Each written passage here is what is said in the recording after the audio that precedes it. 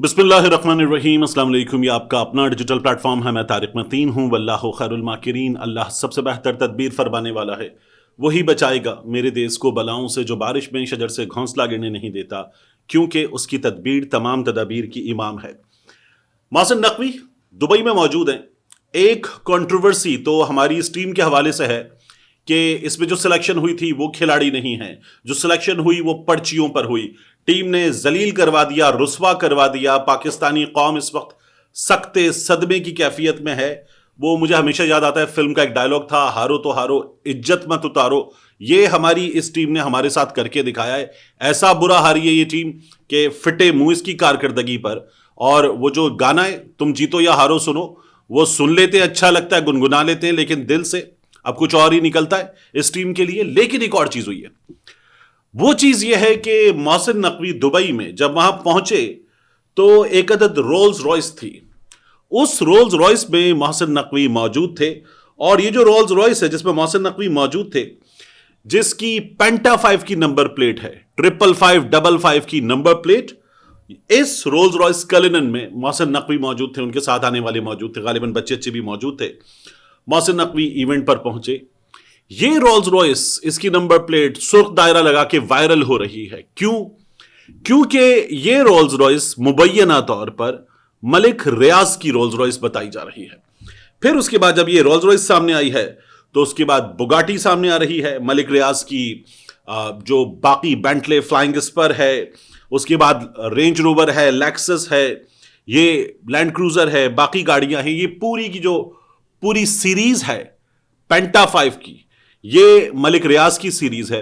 एक और तस्वीर देखिए आप। ये जो तस्वीर है ये है उस वक्त की जब मियां नवाज शरीफ पाकिस्तान आते हुए 21 अक्टूबर को रुके थे दुबई में। और दुबई में जहां मियां नवाज शरीफ रुके थे, इसाक डार का घर था, वहां मिलने के लिए आए थे मलिक रियाज मियां नवाज शरीफ से। उस मुलाकात के मौके पर जिस रोल्स रॉयस में मलिक रियाज मौजूद थे, पहुंचे थे, उसका नंबर भी ये पेंटा 5 का नंबर था।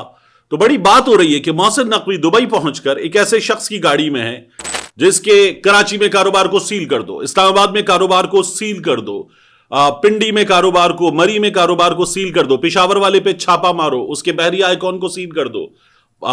उसका जो कारोबार है, इमरान खान से उसका ताल्लुक है। इमरान खान को अलकादिर केस में इन्होंने जमीन दी, इमरान खान से फवायद लिए, इमरान खान की हुकूमत से फवायद लिए, नैब उसके पीछे, इदारे उसके पीछे। मलिक रियाज की ऐसी की तैसी, बचेगा नहीं मलिक रियाज। ये हमारे यहां दावे हो रहे हैं। इस तरह से पाकिस्तान में बात की जा रही है। और इन्हीं हालात में मोहसिन नकवी पाकिस्तान में हुकूमत के अंदर एस्टैब्लिशमेंट का नुमाइंदा मोहसिन नकवी वहां मौजूद है मलिक रियाज की गाड़ी में। ये बड़ी आईब्रो उचकाने वाली एक सिचुएशन है। लोग बड़े हैरान और परेशान हैं कि ये क्या हो रहा है। ये जो पाकिस्तान में तमाम तर कार्रवाई छटांगे नहीं चल रहा है, ये छटांगे नहीं असली है या ये भी असली नहीं है। जिस तरह से होता है ना, कानून वो मकड़ी का जाला है, कीड़े मकोड़े फंस जाते और फिर बड़ा इसको फाड़ के निकल जाता है। वो सिचुएशन है कि कुछ नहीं होगा, कख नहीं बिगड़ना। ये वो वाली सिचुएशन है। बड़ा वायरल हो रहा है मोहसिन नकवी का ये मामला और मोहसिन नकवी की वीडियो, जिसमें मोहसिन नकवी आए, दायरे लगा लगा के तस्वीरें चल रही हैं। तो पाकिस्तान में ये सवाल हो रहा है कि इस शख्स को तो पकड़ना था, निशाने इबरत बनाना था। जमीनों पर कब्जे हैं, सुप्रीम कोर्ट में किस्तें जमा करा रहा है, वो किस्तें भी पूरी जमा नहीं करा रहा। जमीनों पर कब्जों में गोठ वालों को मारा पीटा गया है, जानें ली गई हैं। जिस शख्स पर ये इल्जामात हैं उस शख्स के साथ ये यारियां भी चल रही हैं। ये कैसे हो सकता है? हमारे यहां ये सवाल पूछा जा रहा है। इसके बाद इसका जवाब आ जाएगा और आना चाहिए।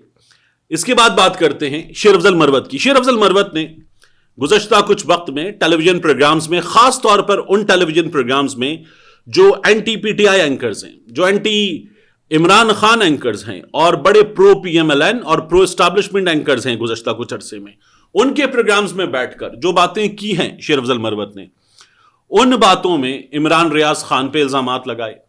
उन बातों में शेर अफजल मरवत ने बाकी ढेरों लोगों पर इल्जामात लगाए। कुछ इल्जामात मुझे दुरुस्त भी लगते, लेकिन कुछ बड़े अजीबो गरीब हैं। जैसे शेर अफजल मरवत ने इमरान रियाज खान के बारे में बातें करते हुए जो दौलत के हवाले से बात की, पूरा पाकिस्तान जानता है, इमरान रियाज खान ने बताया हुआ है और चीजें डिक्लेयर्ड है।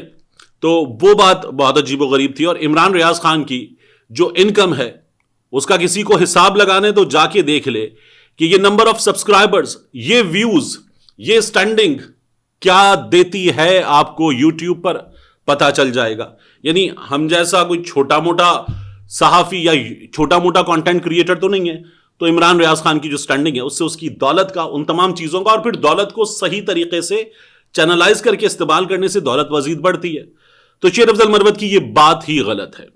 اس کی چیزیں عمران ریاض خان کی میں جانتا ہوں، بھائی ہے، دوست ہے، میں وہ چیزیں جانتا ہوں. دوسرا یہ بھی شیر افضل مروت نے بات کی تھی کہ زبان کاٹی گئی، زبان کیسے کاٹی گئی، اتنا تشدد ہوا، کہاں تھا، یہ باتیں شیر افضل مروت نے کی تھیں. لوگ کہہ رہے ہیں پچھلے کچھ عرصے میں، اور یہ لوگ کہہ رہے ہیں، ان کی بات کر رہا ہوں ابھی، کہ شیر افضل مروت وہ باتیں کر رہے ہیں جو اسٹیبلشمنٹ چاہتی ہے کہ کی جائیں. تو نظر تو کچھ ایسا آ رہا ہے کہ یہ کر رہے ہیں. میں نے پہلے بھی کہا تھا کہ شیر افضل مروت صاحب کے انداز سے لگ رہا ہے یہ چاہتے نہیں ہیں، یہ چاہتے نہیں ہیں کہ واپس آئیں پارٹی میں، کیونکہ یہ اینٹی پارٹی باتیں کرتے کرتے کسی حد تک، یعنی اب بھی مرشد ہیں عمران خان، لیڈر ہیں عمران خان کہیں گے تو پارٹی کیا سیاست بھی چھوڑ دوں گا، ملک چھوڑ دوں گا، اس طرح کی باتیں بھی ہیں. And I do not doubt any of these, I do not. لیکن جس طرح کی چیزیں وہ کر رہے ہیں پارٹی کے بارے میں، پارٹی کے لوگوں کے بارے میں، اور جس طرح کی باتیں وہ مختلف لوگوں کے بارے میں کر رہے ہیں، اس سے تو مجھے یہ لگتا ہے، اور جس طرح کے اینکرز کے سامنے جا کر بیٹھ کر ان کے پروگرام میں باتیں کر رہے ہیں، not interested in getting back to the party, یہ مجھے شیر افضل مروت کے کیس میں نظر آتا ہے. شیر افضل مروت نے جو باتیں کی تھی نا، حامد خان سے پوچھ لو، حافظ فرحت سے پوچھ لو، علی امین گنڈا پور نے کیا کیا عمران ریاض کے لیے. اب شیر افضل مروت کی ان باتوں کے حوالے سے مجھے علی امین گنڈا پور نے بتایا، یہ بھی علی امین گنڈا پور نے بتایا، یہ باتیں کی تھی. گنڈا پور نے اعلان لا تعلقی کر دیا ان باتوں سے، یعنی جو عمران ریاض خان نے باتیں کی تھی علی امین گنڈا پور کے بارے میں، ان سے بھی اعلان لا تعلقی ہے. لیکن ایٹ دا سیم ٹائم شیر افضل مروت کی باتوں سے بھی علی امین گنڈا پور نے اعلان لا تعلقی کر دیا ہے. بہت بڑی چیز ہے جو علی امین گنڈا پور نے کی ہے. ان سے یہ بھی سوال ہوا کہ کیا آپ جب بیٹھتے ہیں، انٹریکشن ہوتا ہے آپ کا اور سامنے بیٹھتے ہیں آرمی چیف کے، تو کیا آپ نے آرمی چیف سے پوچھا کبھی گولی کیوں چلائی؟ کیا یہ سوال ان سے کیا؟ گنڈا پور نے کہا بار بار کیا ہے. علی امین گنڈا پور صاحب کہنے لگے بار بار کیا یہ سوال میں نے آرمی چیف سے. انہوں نے کہا پھر وہ کیا جواب دیتے؟ صحافیوں نے پوچھا پھر وہ کیا جواب دیتے؟ انہوں نے کہا کہ ہم حکومت کے بلانے پر آتے، ہم حکومت کے انڈر ہیں، وہ جو احکامات دیتی ہم وہ کام کرتے ہیں. تو گولی کیوں چلائی کا جواب یہ ہے گنڈا پور صاحب کی اس گفتگو کے مطابق. اب اس کو اور کلیئر کریں، زیادہ بہتر ہے بتائیں کہ آرمی چیف صاحب نے گنڈا پور صاحب کو یہ بتایا ہے کہ اگر گولی چلائی ہے تو حکومت کے کہنے پر چلائی ہے، سوال حکومت سے کیا جائے. یہ گنڈا پور صاحب کی گفتگو کا مطلب ہے. اب میں آپ سے عرض کروں، ہمارے ہاں ایک جوڈیشل کمیشن کے ممبر ہیں، پاکستان بار کاؤنسل کی جانب سے لگائے جانے والے ممبر. جوڈیشل کمیشن وہ باڈی ہے جو ججز کیسے لگیں گے اس کا فیصلہ کرتی ہے. اس کی فارمیشن میں ہے کیا کہ اس کی فارمیشن میں یہ ہے کہ چیف جسٹس ہوں گے، اس کے بعد سینئر جج صاحبان ہوں گے، اس کے بعد اس میں اعظم نذیر تارڑ صاحب وزیر قانون ہوں گے، اس کے بعد اس میں اٹارنی جنرل ہوں گے، اس کے بعد اس میں حکومت کے 2 نمائندے ہوں گے، اس میں پاکستان بار کاؤنسل کی جانب سے بھیجے گئے نمائندے ہوں گے. پاکستان بار کاؤنسل کی جانب سے بھیجے گئے نمائندے، انہوں نے سینئر ایڈوکیٹ استعفیٰ دے دیا کہ میں یہ پوزیشن چھوڑتا ہوں کیونکہ جو ججز کی تقرریوں میں کنٹروورسیز ہیں ان کی وجہ سے اب میں یہ نہیں سمجھتا کہ میں اس عہدے پر کام کر سکتا ہوں. تو سوال یہ ہے کہ آپ نے وہ سارے کام کر لیے جو کرنے تھے، جو کورٹ پیکنگ کرنی تھی، ہائی کورٹس میں جو ججز لانے تھے، سپریم کورٹ میں جو ججز لانے تھے، وہ تمام کام ہو جانے کے بعد آپ کو لگتا ہے کہ یہ تو غلط ہو گیا، سب ہو گیا، اس کے بعد استعفیٰ آپ نے دے دیا ہے. اب استعفے کا فائدہ کیا ہے؟ جس چیز میں آپ کو تنازع نظر آ رہا ہے، جس چیز میں آپ کو پرابلم نظر آ رہا ہے، وہ چیز پوری ہو گئی. اس کے بعد آپ کے استعفے کا اس ملک میں ان حالات میں اچار ڈالا جائے. پاکستان بار کاؤنسل ایک اور نمائندہ لگائے گی، اور وہ نمائندہ خبروں میں تو یہ آ رہا ہے کہ احسن بھون صاحب ہوں گے. وہ آ جائے گا تو کیا فرق پڑے گا؟ پہلے سے زیادہ مضبوط ہو جائیں گے یہ وہاں پہ. تو یہ نظر آ رہا ہے. تو وہ جو مکہ ہوتا ہے نا بعد میں یاد آنے والا، وہ ہے معاملہ. اچھا نہیں ہے. ہمارے ہاں چیزیں ایسی ہوتی ہیں، اسی انداز میں انجام دی جاتی ہیں، اسی انداز میں انجام دی جا رہی ہیں. عمران خان صاحب کی رہائی جس پہ بار بار ہم بات کرتے، اس رہائی کے حوالے سے سلمان اکرم راجہ صاحب نے گزشتہ روز کی نشست میں جو عالمگیر خان محسود کے گھر پہ میں آپ کو بتا رہا تھا، وہاں پر بھی کہا کہ عمران خان چاہیں تو باہر آ سکتے. عمران خان تک جو لوگ جاتے ہیں وہ جن سے مل کر آتے ہیں، ان کی طرف سے آنے والی چیزیں سامنے رکھی جاتی ہیں. یہ بات ہوتی ہے، ہو رہی ہے، تو عمران خان صاحب باہر آ سکتے ہیں. اور انہوں نے اب بھی کہا کہ عمران خان کوئی آفر ہے، عمران خان نے ڈیل کرنے سے انکار کر دیا ہے، عمران خان نے بات ماننے سے انکار کر دیا. بات ماننے کے لیے کیا کہا جاتا ہے؟ کہا جاتا ہے کہ چپ کر کے بیٹھنا ہوگا. پہلے کہتے تھے 3 سال چپ کر کے بیٹھنا ہوگا، اب کہتے ہیں 2 سال چپ کر کے بیٹھنا ہوگا. سلمان اکرم راجہ صاحب کہنے لگے کہ ہم جب ان کے سامنے بیٹھے ہوئے تھے، یہ جو مذاکراتی کمیٹی تھی، تو ہمیں یہ نظر آ رہا تھا اور وہ اپنے منہ سے کہہ رہے تھے. انہوں نے کہا وہ اپنے منہ سے کہہ رہے تھے ہم بے بس ہیں. تو انہوں نے کہا ان بے بس لوگوں سے کیا بات کریں. وہ بے بس لوگ یہ البتہ کہہ رہے تھے کہ جو ہو گیا الیکشن ہو گیا، جو چیزیں ہو گئی، جو حکومت بن گئی، اب چپ کر کے بیٹھے، اگلے الیکشن پر بات کریں گے. تو یہ تو نہیں ہو سکتا. مینڈیٹ پورے ملک میں چوری کر لیا جائے، یہ نہیں ہو سکتا. میری کل بھی کراچی میں اس نشست میں ڈھیروں ایم پی اے جو جیتے فارم 45 کے مطابق ان سے ملاقات ہوئی، اور کسی کا کیس بالکل فائنل سٹیج پر ہے، کسی کا فائنل سٹیج کے قریب پہنچنے والا ہے. ان تمام لوگوں کا کہنا ہے کہ ہمارے مخالفین کخ ثابت نہیں کر سکے عدالتوں میں، اور ہم یہ الیکشن جیتے ہوئے ہیں، یہ ہم نے عدالتوں میں ثابت کر دیا ہے. تو یہ سچویشن، اب اس سچویشن میں آگے کیسے بڑھا جائے؟ حکومت کہتی ہے چلنے دو. تو کیوں چلنے دیا جائے اس جگہ جہاں مینڈیٹ چوری ثابت شدہ ہے، جہاں آپ دیکھیے دلیل کیا ہے نون لیگ کے لوگوں کے پاس یا ان کے چہیتے صحافیوں کے پاس. 2018 میں کیا ہوا تھا؟ یعنی آپ کا کہنا یہ ہے کہ ہم نے اگر ایسے کیا ہے تو تم نے بھی ایسے کیا تھا.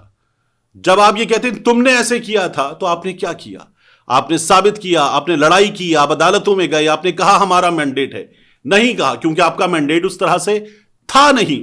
اب جن کا مینڈیٹ ہے وہ کہہ رہے ہیں مینڈیٹ ہمارا ہے، ہمارا مینڈیٹ واپس کرو، تو وہ اس مینڈیٹ کے لیے لڑائی کر رہے ہیں. آپ نے اس مینڈیٹ کے لیے لڑائی نہیں کی کیونکہ وہ مینڈیٹ شاید آپ کا تھا نہیں. اور اب یہ سچویشن ہمیں بڑی حد تک کلیئر نظر آ رہی ہے. یہی گفتگو آج حیدرآباد میں بھی ہوئی، جہاں قادر مکسی صاحب سے ملاقات ہوئی، پلیجو صاحب سے ملاقات کا موقع ہے. وہاں پر بھی محمود خان اچکزئی صاحب نے کہا کہ یہ کیا سچویشن ہے کہ جس میں ہزاروں لوگ جیل میں کس لیے ہیں؟ اس لیے کہ انہوں نے جلوس نکالا ہے، جو ان کا آئینی بنیادی جمہوری حق ہے، اس جمہوری حق کو ایکسرسائز کرنے والے جیل میں ہیں. تو یہ حالات ہیں. ان حالات میں ہمیں متحد ہو کر، ساتھ مل کر، تحریک چلا کر باہر نکلنا ہے، جس کی اگلی شکل ہمارے سامنے آئے گی اسلام آباد میں 2 روزہ اس سیشن میں، اور اس کے بعد پھر ہم اس کی پریکٹیکل شکل دیکھیں گے، اس کے روڈ میپ پر عمل درآمد ہوتے ہوئے دیکھیں گے، ممکنہ طور پر عید کے بعد. ملتے ہیں انشاءاللہ آپ سے اگلی ویڈیو میں.